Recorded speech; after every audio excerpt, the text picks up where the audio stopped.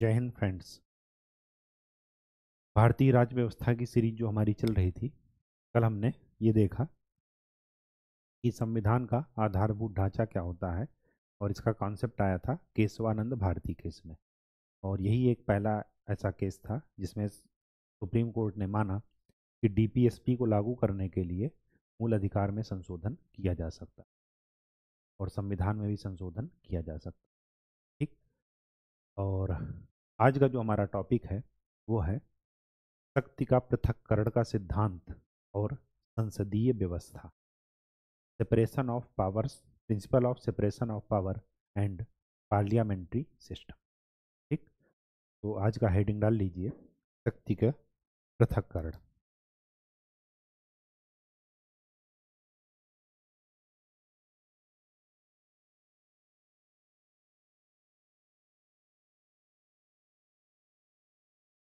Separation of power.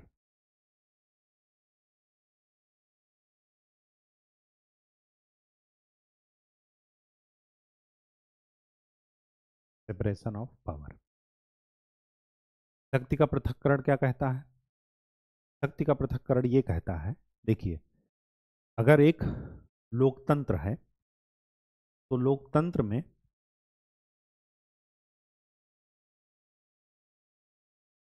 दो चीजें होती हैं।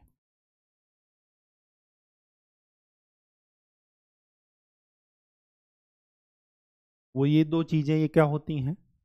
एक होता है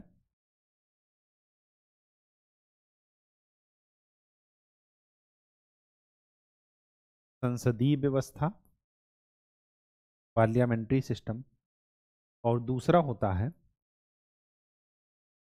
राष्ट्रपतीय व्यवस्था या अध्यक्षीय व्यवस्था।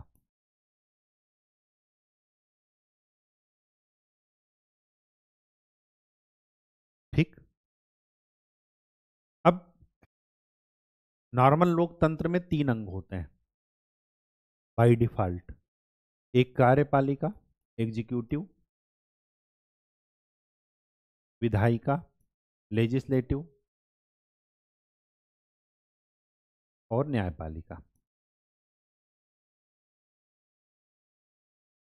तो मैंने आपको ये बताया कि विधायिका क्या होती है? कानून बनाती है।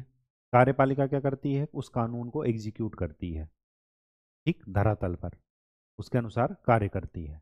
और न्यायपालिका क्या करती है कि अगर वाद विवाद हुआ या वो कानून सही से लागू हुआ या नहीं हुआ है, उसमें कुछ मूल अधिकारों का मैटर है जिसकी वजह से वो लागू नहीं हो पा रहा है, या मूल अधिकारों की वजह से उसको चुनौती दी गई है, या किसी और कारणवश अगर दो पक्षों में लड़ाई हो रही है, तो वो कौन सुलझाएगा? न्यायपालिका। तो शासन के तीन अंग, लोकतंत्र के जो तीन पिलर हैं, वो क्या हैं? कार्यपालिका, विधायिका और न्यायपालिका। इन तीनों में कैसा आपस में रिलेशन है, इसी को बोलते हैं, इसी के आधार पर इन दो व्यवस्थाओं की अरेंजमेंट किया गया है। संसदीय व्यवस्था उसे कहते हैं जहां पर कार्यपालिका, एग्जीक्यूटिव, विधायिका के प्रति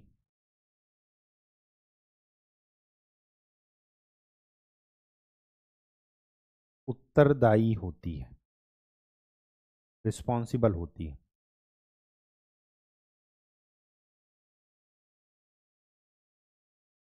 संसदीय व्यवस्था में कार्यपालिका विधायिका के प्रति क्या होती है? उत्तरदायी। राष्ट्रपति या अध्यक्षीय प्रणाली में कार्यपालिका विधायिका के प्रति उत्तरदायी नहीं होती है। कार्यपालिका, विधायिका और न्यायपालिका ये तीनों अलग अलग होते हैं। तो राष्ट्रपति व्यवस्था में क्या होते हैं कि शासन के तीनों अंग एक दूसरे से अलग होते हैं।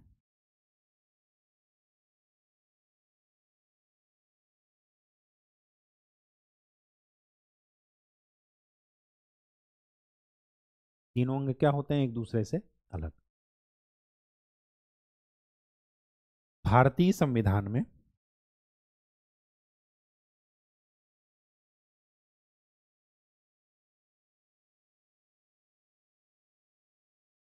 आर्टिकल 74 और आर्टिकल 75, ये दोनों केंद्र में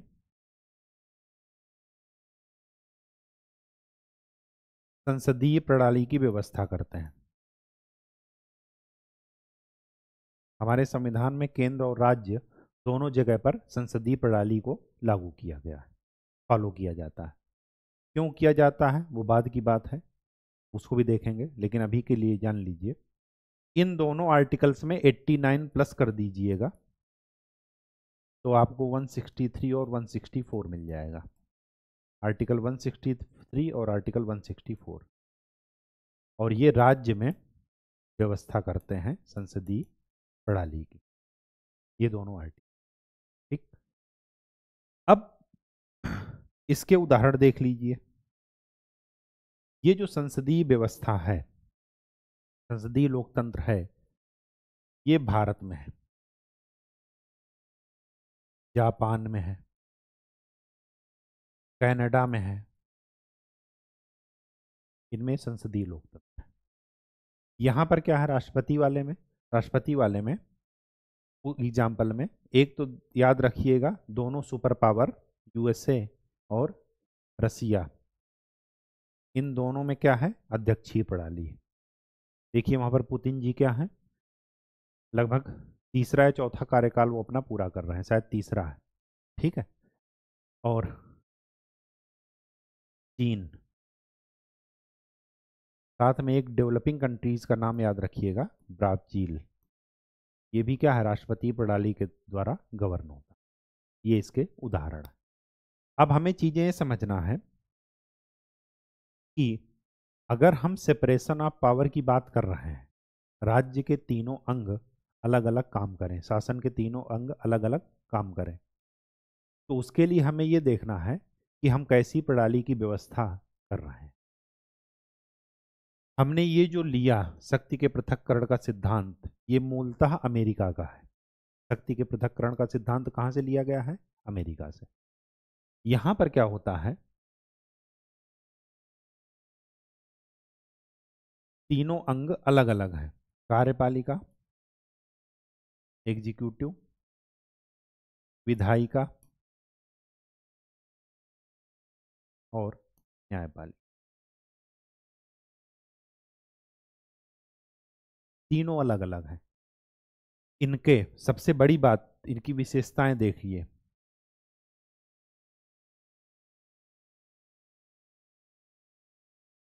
कार्य, पदाधिकारी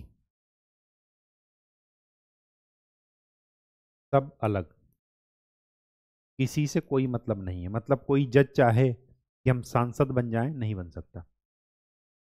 कोई सांसद चाहे कि हम जज बन जाएं, नहीं बन सकता। कोई सांसद चाहे कि हम मंत्री बन जाएं, नहीं बन सकते। सारे लोग अलग अलग हैं। जब अलग अलग हैं तो कोई किसी के प्रति जिम्मेदार होगा, नहीं होगा। ये तीनों किसके प्रति जिम्मेदार हैं, वहां की जनता के प्रति, अलग अलग।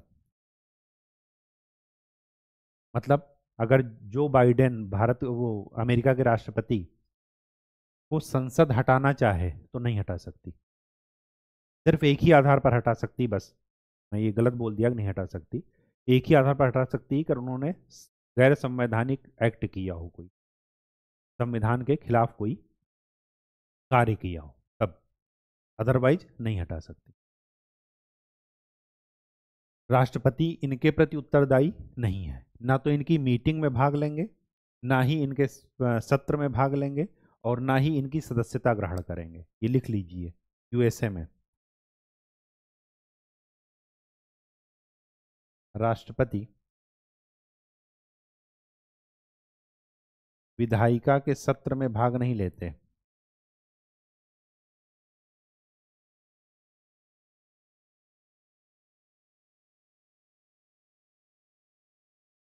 पहली बात, विधायिका की सदस्यता ग्रहण नहीं करते, सदस्यता नहीं है के पास, ठीक, राष्ट्रपति के पास। और मैं बता दूं, राष्ट्रपति का कार्यकाल वहां पर है 4 वर्ष, अमेरिका में। और विधायिका में जो दो सदन हैं, एक को बोलते हैं सीनेट, सीनेट, और दूसरे का बोलते हैं हाउस ऑफ रिप्रेजेंटेटिव, प्रतिनिधि सदन। ये ठीक वैसे ही है जैसे आपको क्या है, राज्यसभा और लोकसभा। इनका कार्यकाल है 6 साल का, और इनका कार्यकाल है 2 साल का। सबका अलग अलग है मैटर। राष्ट्रपति डायरेक्ट जनता के द्वारा चुन कर आते हैं, तो इनकी जिम्मेदारी भी जनता के प्रति है, ये संसद के लिए जिम्मेदार नहीं है, संसद के प्रति। बात समझ में आ गई? अब इससे क्या होता है, इससे दिक्कत क्या आई वो देखिए। पहले तो देख लेते हैं कि इससे लाभ क्या है। इससे ये हुआ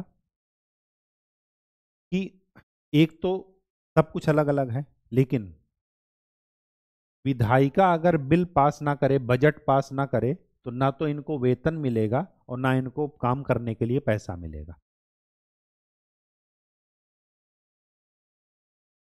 बात समझ में आ गई? विधायिका अगर बजट पास ना करे तो कार्यपालिका को ना तो पैसा मिलेगा काम करने के लिए और ना ही उनको वेतन के लिए पैसा मिलेगा। ठीक। ये अगर अपने पर आ जाए तो ये इनको भी इनवैलिड घोषित कर देते हैं, इनके द्वारा बनाए गए कानून को, और इनको भी। तो यहां पर क्या दिक्कत है, यहां पर जो सबसे बड़ी प्रॉब्लम है,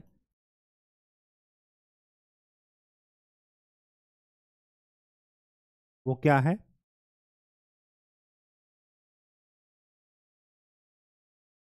आपस में टकराव।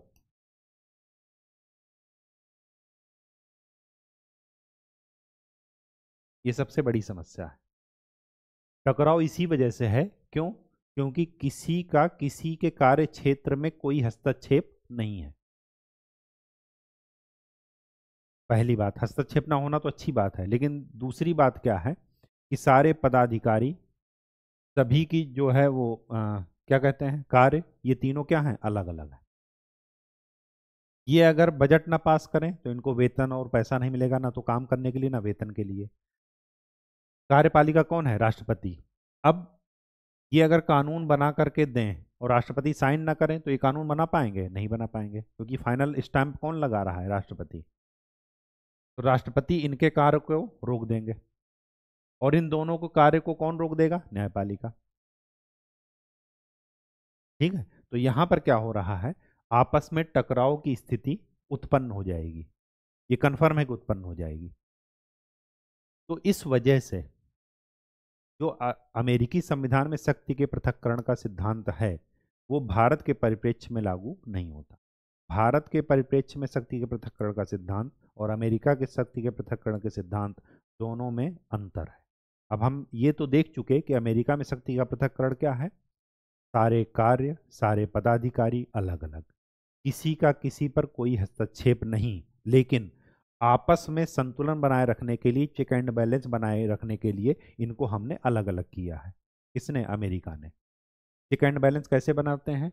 ये अगर विधेयक पास करके दिए, राष्ट्रपति ने स्टैंप नहीं लगाया, तो इनका मेहनत बेकार, ये कोई काम नहीं कर सकते। ये अगर बजट ना दें तो राष्ट्रपति के पास ना तो पैसे होंगे, ना काम करने के, ना ही वेतन के। और इन दोनों पर नियंत्रण कौन रख रहा है? न्यायपालिका। ठीक। बात समझ में आ गई? चलिए, अब देखते हैं भारत के संदर्भ में शक्ति पृथक्करण।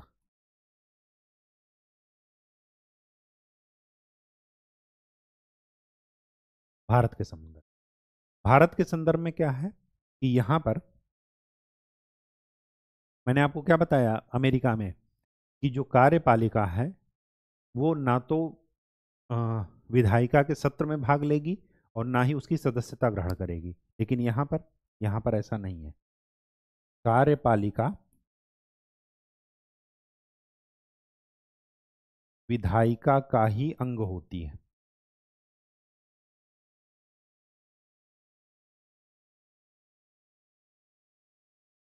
यही कारण है कि कार्यपालिका विधायिका के प्रति उत्तरदायी है।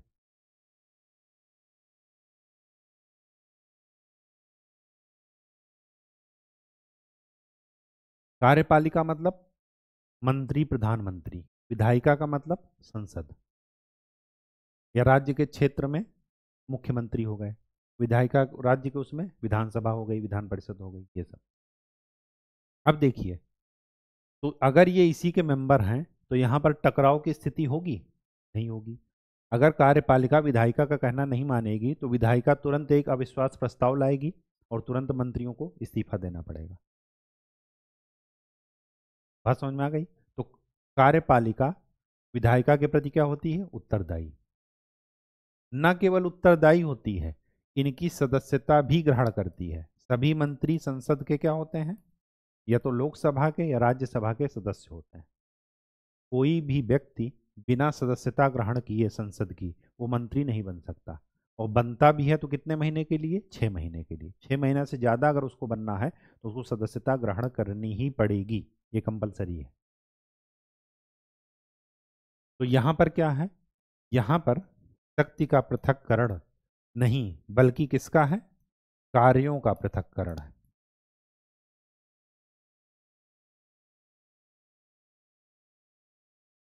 शक्ति के पृथक्करण की बजाय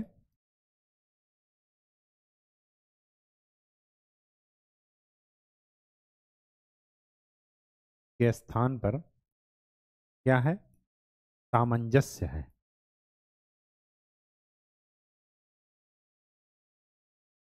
कोऑर्डिनेशन है। बिना कोऑर्डिनेशन के ये नहीं चल सकता। ठीक, बात समझ में आ गई? तो भारत और यूएसए के संदर्भ में अंतर क्या है कि अमेरिका में शक्ति का पृथक्करण है और भारत में शक्ति का पृथक्करण की बजाय शक्ति का सामंजस्य है, और कार्यों का पृथक्करण है, शक्ति का पृथक्करण नहीं है। और दो कारण से है कि कार्यपालिका विधायिका का अंग है, विधायिका के प्रति उत्तरदायी भी है और विधायिका की सदस्यता भी ग्रहण करके बैठेगी। कोई विधेयक पास करना है तो वहां पर संसद में विधायिका की तरह काम करेंगे, और जब एग्जीक्यूट कराना है तो कार्यपालिका की तरह काम करेंगे। ठीक, तो यहाँ पर क्या है? अमेरिकी संविधान से थोड़ा चीजें अलग है। ठीक, वहां पर क्या है? पृथक्करण, और यहाँ पर सामंजस्यपूर्ण, चेक एंड बैलेंस यहाँ भी रखा गया है। कार्यपालिका क्या कर रही है? काम करके लोगों के प्रति उत्तरदायी है, लोकसभा मतलब निचले सभा के, निचले सदन के प्रति। विधायिका क्या है? विधायिका रिजो अविश्वास प्रस्ताव पास करके इसको खारिज कर सकती है। विधायिका न्यायपालिका को, किसी जज को हटा सकती है पद से महाभियोग के आधार पर। विधायिका कार्यपालिका को भी अविश्वास प्रस्ताव के द्वारा उनको, प्रधानमंत्री को, और महाभियोग के द्वारा राष्ट्रपति को हटा सकती है। ये कोई कानून बनाए, राष्ट्रपति ने अगर साइन करने से मना कर दिया या उन्होंने वीटो कर दिया तो विधायिका की मेहनत बेकार। कोई कानून बनाए, न्यायपालिका ने अगर देखा कि ये हमारे जुडिशियल रिव्यू के आधार पर फंडामेंटल राइट का उल्लंघन है या संविधान के आधारभूत ढांचे का उल्लंघन है, तो उसको रिजेक्ट कर दिए। तो तीनों क्या कर रहे हैं? चेक एंड बैलेंस का काम करते हैं। तीनों मतलब एक स्वस्थ लोकतंत्र को चलने के लिए तीनों का सामंजस्यपूर्ण काम करना उचित है। तो भारत के परिप्रेक्ष्य में क्या है? वैसा शक्ति का पृथक्करण नहीं है जैसा अमेरिका में। ठीक है, तो ये चीजें जरा ध्यान में रखिए। दूसरी बात,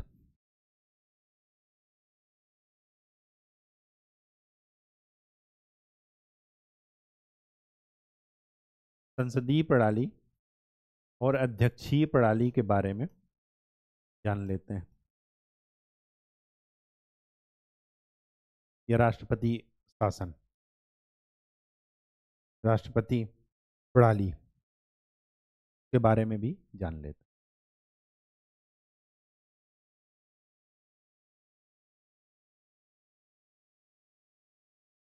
संसदीय प्रणाली क्या कहती है? संसदीय प्रणाली में सबसे बड़ी बात यह है कि इसमें नामित एवं वास्तविक कार्यपालिका होती।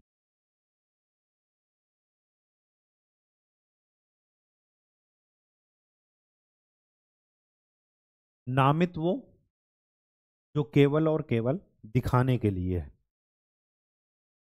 राष्ट्रपति, और जो वास्तव में काम कर रहा है वो है प्रधानमंत्री। तो वास्तविक कार्यपालिका कौन है केंद्र की? प्रधानमंत्री। और नामित कार्यपालिका कौन है? राष्ट्रपति। नामित इस वजह से क्योंकि राष्ट्र जब तक वो साइन ना करें राष्ट्रपति, कोई भी विधेयक अधिनियम नहीं बन सकता, कोई भी कानून नहीं बन सकता। और जब कानून नहीं बनेगा तो कार्यपालिका किसको एग्जीक्यूट करेगी, किसको लागू करेगी? कानून ही लागू करती है ना। ठीक, बात समझ में आ गई? अच्छा, राष्ट्रपति राज्य का प्रमुख होता है, राज्य या राष्ट्र का प्रमुख, प्रमुख या मुखिया ये भी कह सकते हैं। और प्रधानमंत्री सरकार का प्रमुख होता है, सरकार का मुखिया होता है। यहां पर ऐसा कुछ नहीं है, यहां पर नामित और वास्तविक दोनों एक ही हैं, एक ही व्यक्ति में। और वो व्यक्ति कौन है? राष्ट्रपति।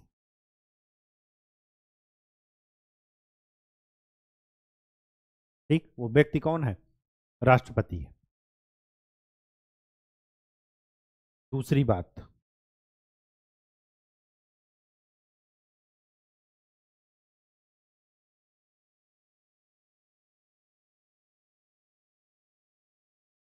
यहां पर बहुमत प्राप्त दल का शासन होता है। यहां पर कोई जरूरी नहीं है कि बहुमत वाले दल का शासन हो। क्यों? क्योंकि जब राष्ट्रपति की अध्यक्षीय प्रणाली, वहां पर राष्ट्रपति का चुनाव पढ़ाएंगे तो बताएंगे, राष्ट्रपति डायरेक्ट जनता के द्वारा चुना जाता है। तो संसद में कोई और बैठता है, राष्ट्रपति किसी और दल का हो सकता है। ठीक, तो यहां पर लिखिए, जनता की प्रत्यक्ष भूमिका के कारण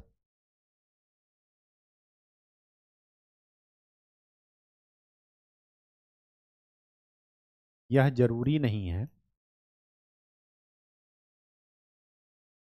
कि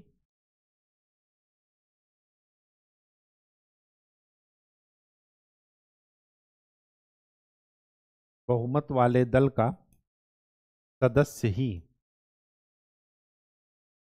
राष्ट्रपति बने। और मैंने आपको क्या बताया कि इसका कारण यह है कि राष्ट्रपति जनता के द्वारा अलग से चुना जाता है, जो वहां के सांसद होते हैं वो अलग होते हैं।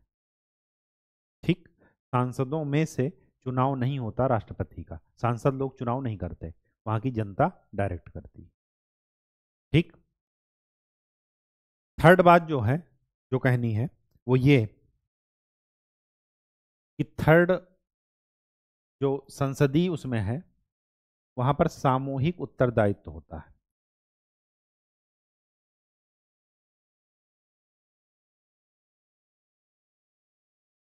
सामूहिक उत्तरदायित्व इस वजह से कहा जाता है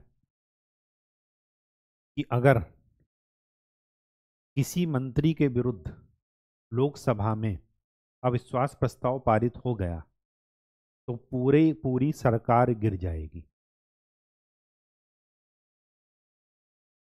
बात समझिए, खाली प्रधानमंत्री के लिए अविश्वास प्रस्ताव नहीं आता, प्रधानमंत्री के कैबिनेट में जितने भी हैं, अगर उनमें से किसी भी एक सदस्य के प्रति अविश्वास प्रस्ताव आ गया, इसका मतलब कि पूरी सरकार के विरुद्ध ही अविश्वास प्रस्ताव माना जाएगा। और अगर वो पारित हो गया तो क्या हो जाता है? पूरी की पूरी सरकार गिर जाएगी। यहां पर कोई उत्तरदायित्व तो नहीं,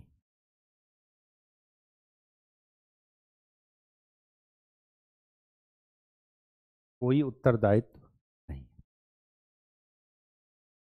ठीक, चौथी बात,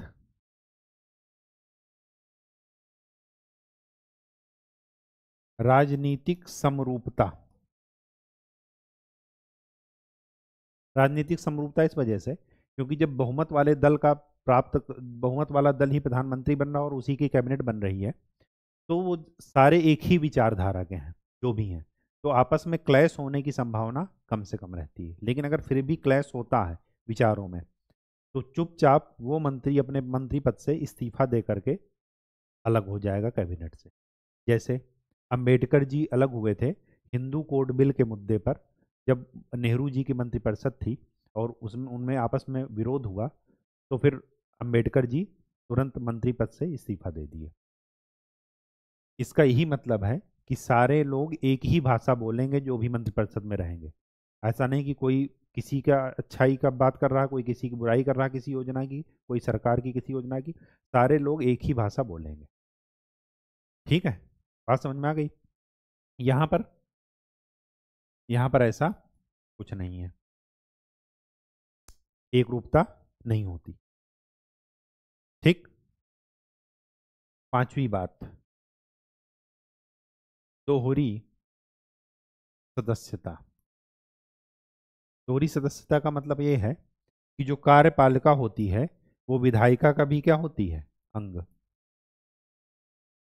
तो कार्यपालिका और विधायिका, मतलब अगर कोई मंत्री है तो वो एग्जीक्यूटिव भी है, और संसद में जब बैठेगा तो विधायिका की तरह विधेयक पर चर्चा भी करेगा और वोट भी डालेगा।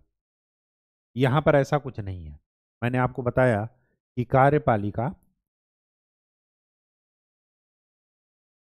विधायिका से अलग होती है।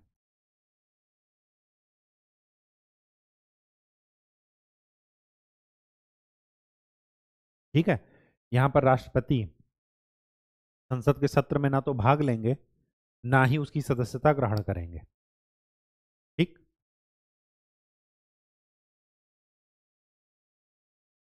सिक्स, यहां पर पीएम का नेतृत्व रहता है। आर्टिकल 74। और यहां पर राष्ट्रपति का,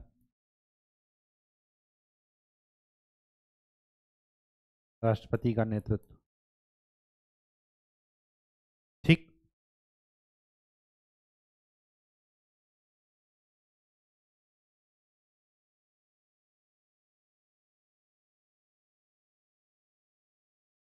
यहां पर निचले सदन का विघटन होता है।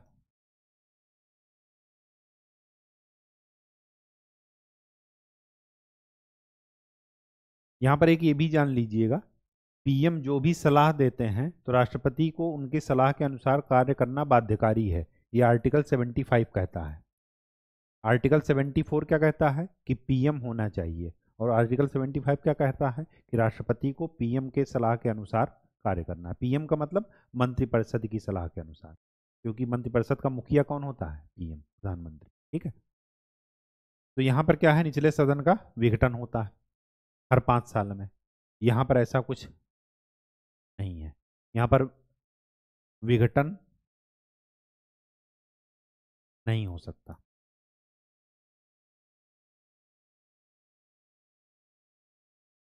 राष्ट्रपति विघटन नहीं करता। ठीक।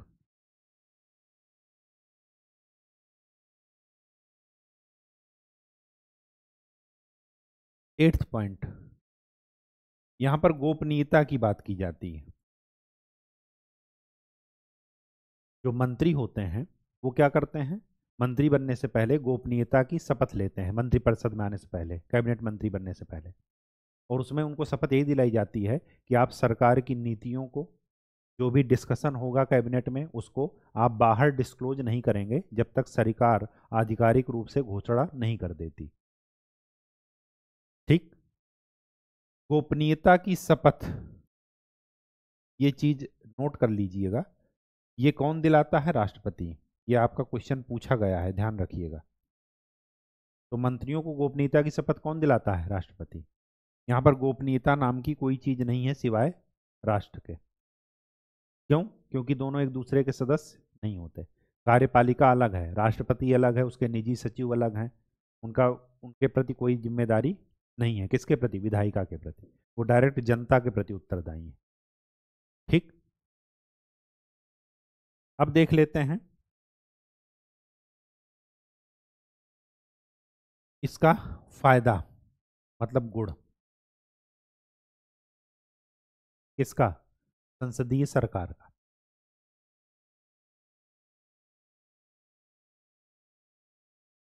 संसदीय सरकार का सबसे बड़ा गुण है वो है उत्तरदायित्व।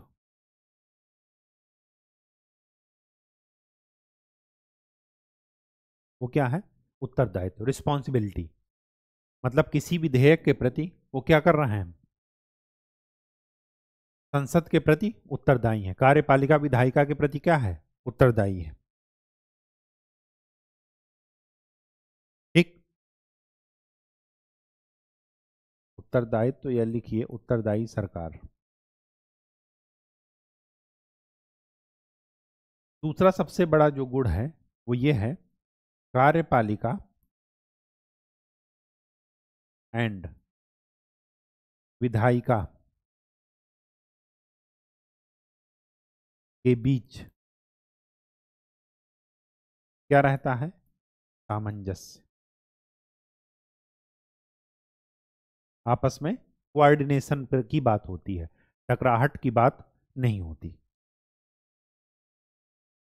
ठीक। तीसरी बात,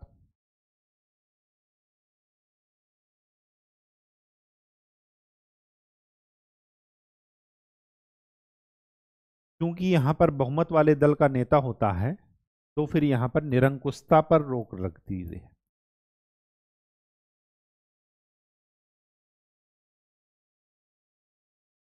निरंकुश नहीं हो सकते। और उसका एग्जाम्पल देख लीजिए। निरंकुशता इस वजह से नहीं हो सकती क्योंकि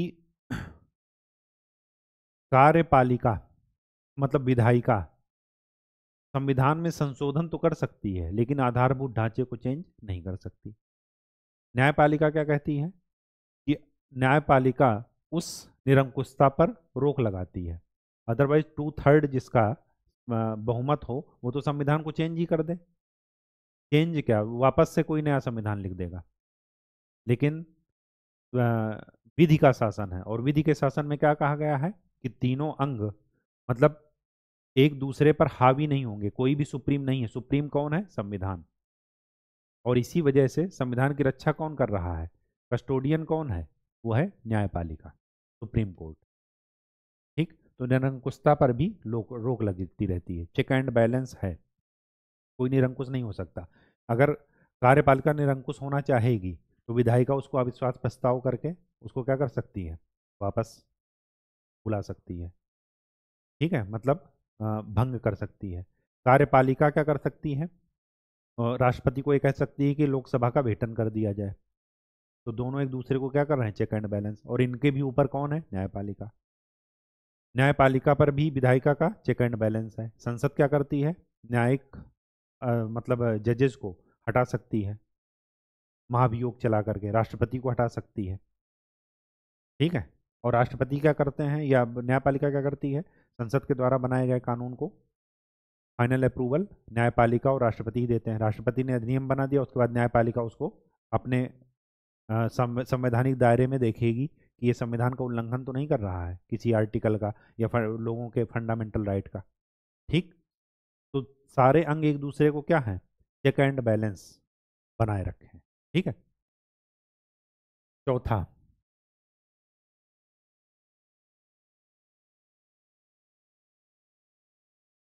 व्यापक प्रतिनिधित्व।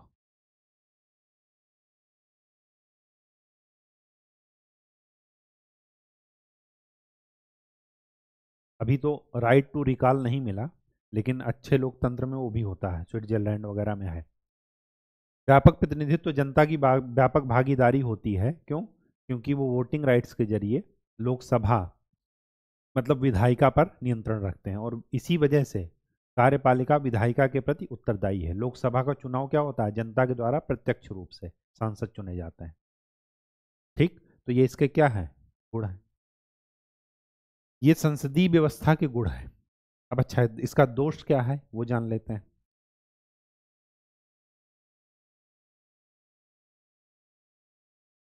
पहला दोष ये है अस्थिरता।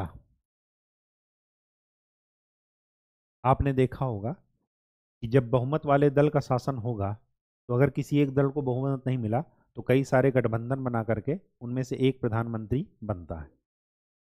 अब अगर कोई दल अपने लोगों से कुछ ऐसा प्रॉमिस किया है कि हम इस सरकार को समर्थन देते हैं और ये सरकार हमारे राज्य के लोगों के लिए ये काम करके करेगी, और वो नहीं करती है, तो दल क्या करते हैं, उस बहुमत उस प्राइम मिनिस्टर को ब्लैकमेल करते हैं। क्या कहेंगे कि आप ये काम करो, अदरवाइज हम बहुमत छीन लेंगे, और जैसे ही छीन लेंगे सरकार गिर जाएगी, फिर से चुनाव कराइए या कोई दूसरे दल के साथ गठबंधन करके फिर वो कीजिए। तो चीज़ें क्या हैं, अस्थिर है। ये सबसे बड़ा दोष है इसका। ठीक। लेकिन ये ध्यान रखिएगा कि अस्थिरता और उत्तरदायित्व में हमने किसको रेफरेंस दी, उत्तरदायित्व की। अगर हम स्थिर सरकार बना दें, अध्यक्षीय प्रणाली में स्थिर सरकार होती है, लेकिन क्या है कि वहां पर रिस्पॉन्सिबिलिटी नाम की चीज नहीं है, उत्तरदायी सरकार वहां पर नहीं है। ठीक। सेकंड, अगर अस्थिरता है तो बोल्ड डिसीजन नहीं लिए जाएंगे। तो सबसे पहली बात, नीतियों की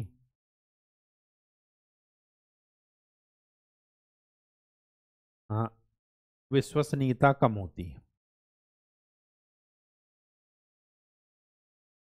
कोई कंक्रीट डिसीजन नहीं ले पाएंगे। ठीक। या अनिश्चितता लिख लीजिए, ये भी लिख सकते हैं, विश्वसनीयता ना लिख करके अनिश्चितता लिखिए।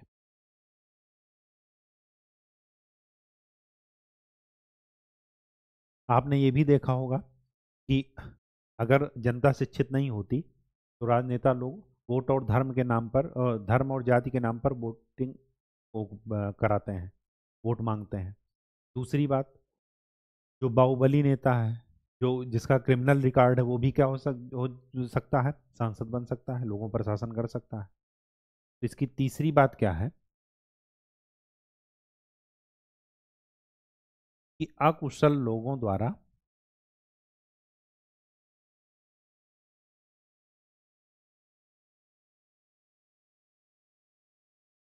शासन हो सकता। ठीक। और इसका एग्जाम्पल यही जो मैंने आपको बताया। फोर्थ पॉइंट, कि अगर कार्यपालिका विधायिका के प्रति उत्तरदायी है और विधायिका का ही अंग है तो ये शक्ति के पृथक्करण के सिद्धांत के विरुद्ध है। शक्ति के पृथक्करण के सिद्धांत में तीनों चीजें अलग अलग होनी चाहिए, तीनों अंग अलग अलग होने चाहिए।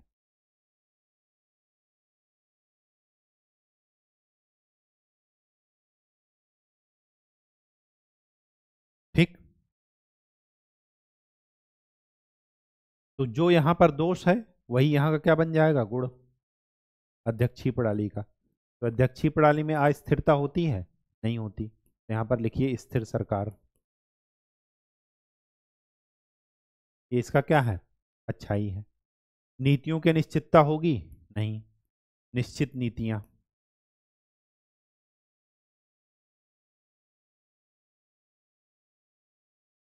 अकुशल लोगों द्वारा शासन होगा, नहीं होगा, कुशल लोगों द्वारा शासन होगा।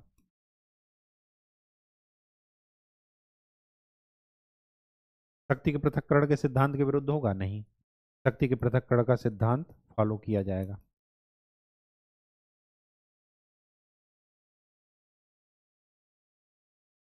सिद्धांत फॉलो किया जाएगा। जो यहाँ पर गुण है वही यहाँ पर इधर क्या हो जाएगा, दोष हो जाएगा। पहला, उत्तरदायी सरकार नहीं होगी, यहाँ पर लिखिए अउत्तरदायी सरकार। उत्तरदायित्व का कोई रिस्पॉन्सिबिलिटी नहीं होगी। यहाँ पर सामंजस्य की बजाय क्या होगा, पृथक्करण होगा। पृथक्करण की वजह से आपस में क्या होगा, टकराव होगा। निरंकुशता पर रोक है यहाँ पर, तो यहाँ पर निरंकुश होने की संभावना है। और देख लीजिए चीन और रूस में, वो अपने को क्या बता रहे हैं कि हम हमारे यहाँ भी लोकतंत्र है। लोकतंत्र है, नहीं है, वैसा नहीं है जैसा है भारत और अमेरिका में। के लिए पर्याप्त परिस्थितियां यहाँ पर मिलती हैं।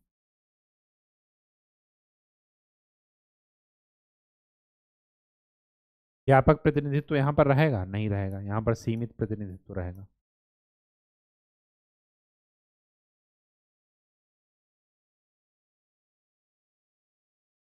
ठीक। अब जो उत्तरदायी होने के कारण संसदीय व्यवस्था को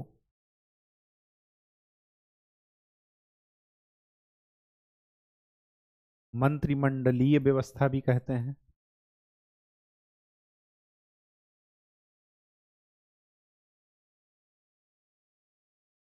इसी को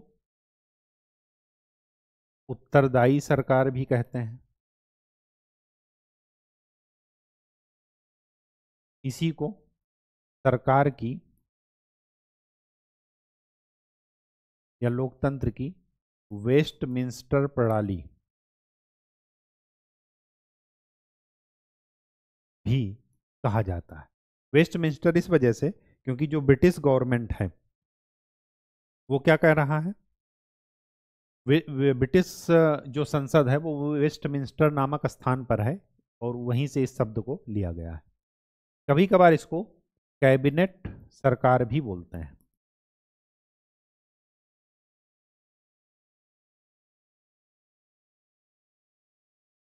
ठीक। सरकार की वेस्टमिंस्टर प्रणाली ये कहा गया, किसके द्वारा कहा गया? आइवर जेनिंग्स के द्वारा।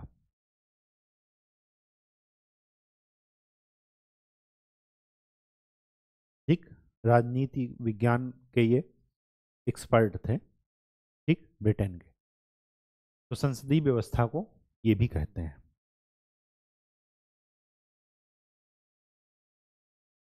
अब लिखिए कि भारत में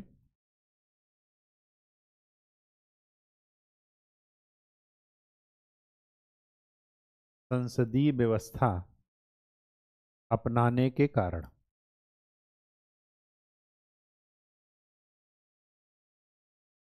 किस कारण से हमने संसदीय व्यवस्था, तो पहला कारण ये है कि ब्रिटिश में हम लोगों, ब्रिटिश ने क्या किया, 200 साल तक शासन किया मुगल काल के बाद। तो एक लंबा अनुभव उसी शासन के दौरान ही हो गया। तो यहाँ पर लिखिएगा भूतपूर्व लंबा अनुभव। उसी रंग में हम लोग रंगे थे, तो नई प्रणाली अपनाने से क्या फायदा, तो इसी वजह से इसको अपनाया। दूसरी बात, हमें लोकतंत्र में दो चीजों में से एक चीज को चुनना था। मतलब होना तो चाहिए, दोनों को सामंजस्य बनाकर चलना चाहिए, लेकिन उतना हो नहीं पाता। एक तो स्थिर सरकार और दूसरा उत्तरदायी सरकार। कहने का ये मतलब है कि स्थिरता और उत्तरदायित्व ये दोनों में से किसी भी प्रणाली में दोनों चीजें नहीं हैं, थोड़ा थोड़ा हैं दोनों। अध्यक्षीय प्रणाली स्थिर ज्यादा है, उत्तरदायी कम। और लोकतंत्र संसदीय प्रणाली क्या है, उत्तरदायित्व ज्यादा है और स्थिर कम। तो हमने उत्तरदायित्व को ज्यादा प्रेफरेंस दी बजाय स्थिरता के। और ये एक स्वस्थ लोकतंत्र का, जहां की जनता उस समय 70% तो अशिक्षित थे, लोगों को अपना अधिकार नहीं पता था, और उनके लिए हमने क्या रखा, उत्तरदायित्व को पहले रखा, स्थिरता को बाद में। ठीक, बात समझ में आ गई। थर्ड, संसदीय व्यवस्था अपनाने के पीछे जो कारण है वो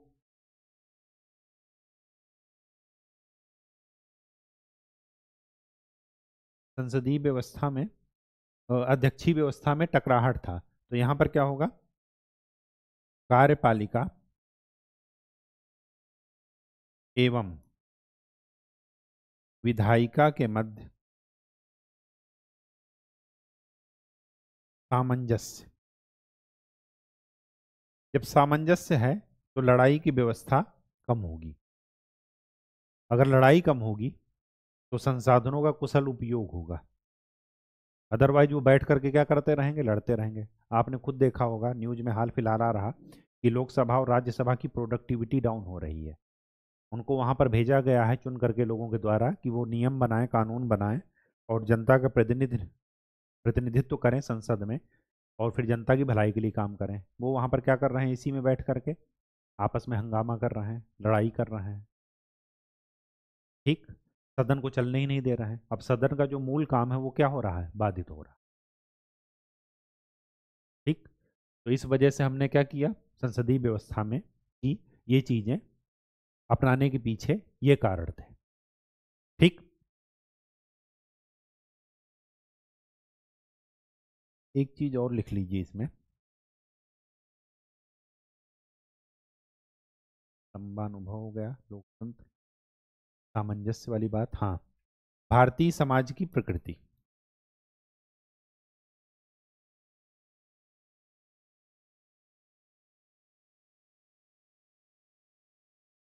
भारतीय समाज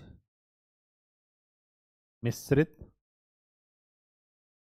जटिल, विविधता वाला है। तो अगर सभी लोगों को हम प्रतिनिधित्व नहीं देंगे, चाहे आरक्षण के माध्यम से हो, चाहे उनको सामाजिक, राजनीतिक, आर्थिक, लोकतंत्र या न्याय दे करके हो, अगर हम प्रतिनिधित्व नहीं देंगे, स्वाभाविक सी बात है कि ये देश कई टुकड़ों में बढ़ जाएगा। तो सभी का प्रतिनिधित्व समान हो, इसके लिए हमने क्या किया, संसदीय प्रणाली का इस्तेमाल किया। ठीक, ये 4 पॉइंट आप ध्यान में रखिएगा। अब ये तो पता है कि संसदीय प्रणाली हमने कहाँ से ली, ब्रिटिश से। शक्ति के पृथक्करण का सिद्धांत कहाँ से लिया, अमेरिका से। लेकिन जैसे शक्ति के पृथक्करण सिद्धांत को हमने अपने अनुसार चेंज कर लिया भारत के रेफरेंस में, वैसे ही भारत और ब्रिटिश की संसदीय प्रणाली में अंतर है। तो यहां पर नेक्स्ट हेडिंग डालिए, भारत और ब्रिटिश की संसदीय प्रणाली में अंतर।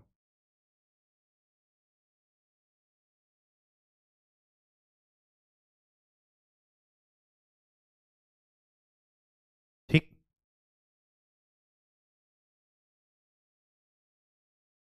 क्या अंतर है, भारत में जो राष्ट्र का प्रमुख होता है वो निर्वाचित होता है, और मैंने बताया है राष्ट्र का प्रमुख कौन है, राष्ट्रपति। इसी वजह से भारत एक क्या है, गणतंत्र। गणतंत्र वही होता है जहां पर राष्ट्र का प्रमुख जनता के बीच से चुन करके आए। वो प्रत्यक्ष चुनाव हो, अप्रत्यक्ष चुनाव हो, बात की बात है, लेकिन वहां पर कोई भी बैठ सकता है, सभी के लिए वो सीट खुली है। लेकिन ब्रिटिश में क्या है, जो राष्ट्र का प्रमुख है, उनके राजा महारानी, वो क्या है, आनुवांशिक है। एक वंश से दूसरे वंश में उसी प्रथा की चली आ रही। दूसरी बात, ब्रिटिश संसद संप्रभु है। यहां पर देखिए, ब्रिटिश संसद संप्रभु है। मैंने आपको बताया है कि ब्रिटिश संसद केवल दो ही काम नहीं कर सकती, औरत को आदमी और आदमी को औरत नहीं बना सकती, ये पहला, और दूसरा मरे हुए को जिंदा नहीं कर सकती। बस, बाकी वो दुनिया में हर काम कर सकती हैं। उसका कारण ये है कि वहां पर लिखित संविधान नहीं है। ठीक, और लिखित इन द सेंस ऐसे रखिए, ऐसे समझिएगा कि उन्होंने क्या किया, अलग अलग कानून है उनके यहाँ, लेकिन उसको आपस में बाइंड करके एक संविधान का नाम नहीं दिया, बस इतना है, बाइंडिंग नहीं करा रखी है। ठीक, तो यहाँ पर क्या है, तो यहाँ पर क्या लिखिएगा, अलिखित संविधान के कारण, अलिखित संविधान के कारण। यहाँ पर क्या है, यहाँ पर विधि का शासन है।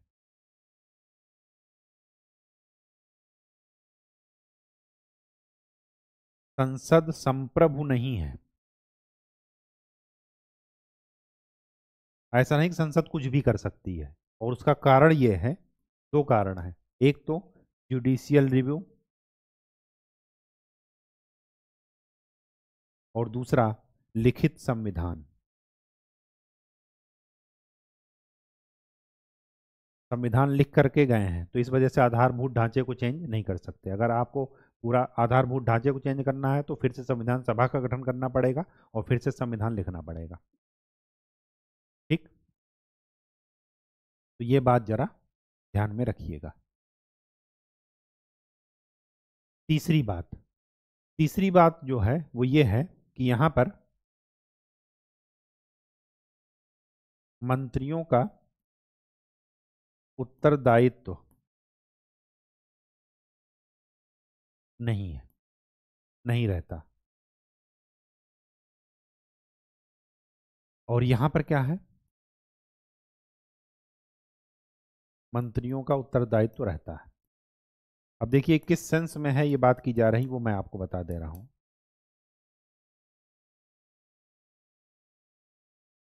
जैसे कोई विधेयक बना, मान लीजिए वो कोई एक सामाजिक योजना है कि हम अशक्त लोगों को क्या करेंगे, पेंशन देंगे। तो जो विधेयक बना तो सामाजिक एवं अधिकारिता मंत्रालय के मंत्री उसमें साइन नहीं करेंगे, उनकी कोई जिम्मेदारी नहीं है।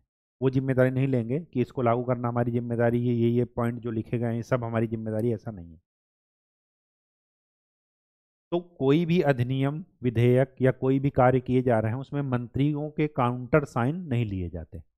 लेकिन यहाँ पर क्या कॉन्सेप्ट है, यहाँ पर कॉन्सेप्ट ये है कि राजा कभी गलत नहीं हो सकता। तो फाइनल अप्रूवल किसके पास गया, महारानी के पास लेने के लिए, राजा के लिए के पास। तो वहां पर उसके में क्या होंगे, मंत्री के काउंटर साइन होंगे जो उस चीज को लेकर के जाएंगे, आगे बढ़ाएंगे जिस भी मंत्रालय से रिलेट होगा वो विधेयक।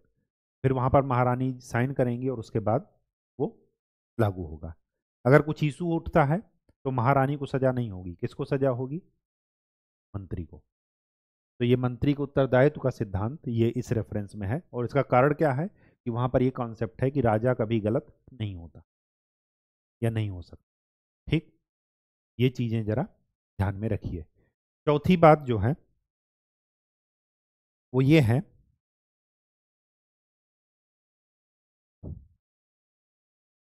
कि यहां पर पीएम, प्रधानमंत्री, किसी भी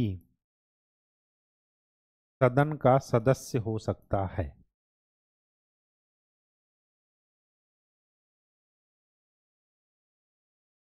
और यहां पर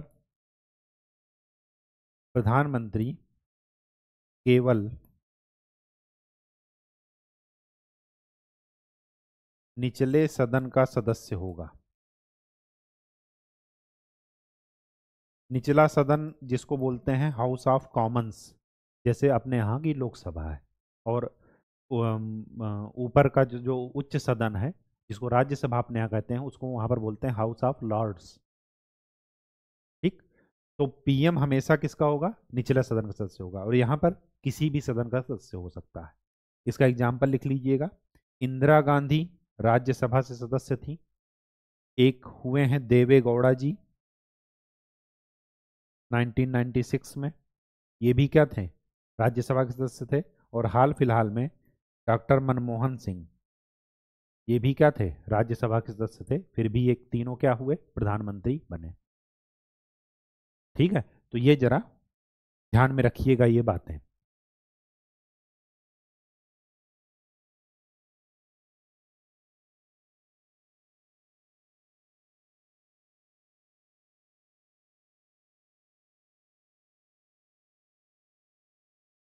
चार पॉइंट हो गए।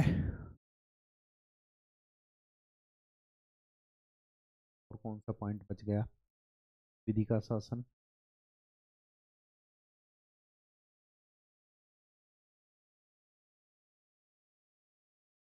एक चीज और लिख लीजिए, पांचवा पॉइंट। पांचवा पॉइंट ये है कि यहां पर सामान्यतः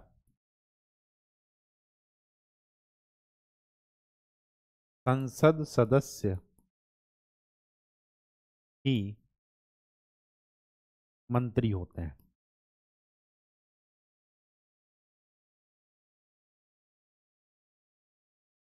यहाँ पर ऐसा जरूरी नहीं है। यहाँ पर क्या है भारत में कि कोई भी सदस्य, कोई भी व्यक्ति जो कि संसद का सदस्य नहीं है, मंत्री हो सकता है, लेकिन कितने दिन के लिए? 6 महीने के। 6 महीने बाद उसे सदस्यता ग्रहण करनी ही पड़ेगी, अदरवाइज वो मंत्री नहीं रहेगा। लेकिन यहाँ पर क्या है, यहाँ पर जो सदस्य है उन्हीं में से एक मंत्री बनेगा। तो यहाँ पर लिख लीजिएगा कि कोई भी व्यक्ति सदन का सदस्य बने बिना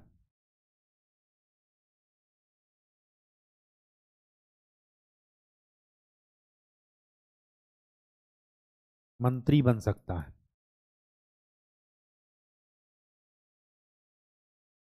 कितने दिन के लिए? 6 महीने के लिए। 6 महीने से ज्यादा अगर उसको मंत्री पद चाहिए तो उसको किसी ना किसी सदन की सदस्यता लेनी पड़ेगी, चाहे वो लोकसभा की ले और चाहे राज्यसभा। ठीक। एक चीज यहां पर और कॉमन है, शैडो कैबिनेट। ये वर्ड ध्यान रखिएगा, ये पूछा गया है। देखो, जो कैबिनेट होती है वो कौन बनाता है? सत्ता दल वाला, प्रधानमंत्री की कैबिनेट होगी। ठीक। लेकिन जो शैडो कैबिनेट का कॉन्सेप्ट है वो कौन, किसके द्वारा लाया गया है? विपक्षी पार्टी के द्वारा, विपक्षी दल के द्वारा। ये क्या करते हैं, अपने सांसदों को, इसमें भी वैसे ही कैबिनेट होती है जैसे सत्ता दल की होती है। ये क्या है कि अपने सांसदों को भावी के फ्यूचर के लिए, भविष्य के लिए तैयार करते हैं कि अगर आप मंत्री बने आगे, अगर हमारी सरकार बनी तो आप ऐसे किस तरीके से काम करेंगे। तो शैडो कैबिनेट का कॉन्सेप्ट यहाँ पर है ब्रिटिश में, वहाँ पर ऐसा कोई कॉन्सेप्ट नहीं है। ठीक, बात समझ में आ गई? तो ये जो है, आशा करते हैं कि चीज़ें आपको समझ में आई होंगी। शक्ति के पृथक्करण का सिद्धांत और संसदीय प्रणाली, दो की दोनों जहाँ से ली गई हैं, हमने एज इट इज़ वहाँ भारत के लिए वही अप्लाई नहीं किया, अपने अकॉर्डिंग चेंज किया है। क्या चेंज किया है ये आपको पता होना चाहिए, इसी के आधार पर हम आगे बढ़ेंगे। ठीक है, तो तब तक के लिए खूब अच्छे से पढ़ाई कीजिए, मेहनत कीजिए। धन्यवाद।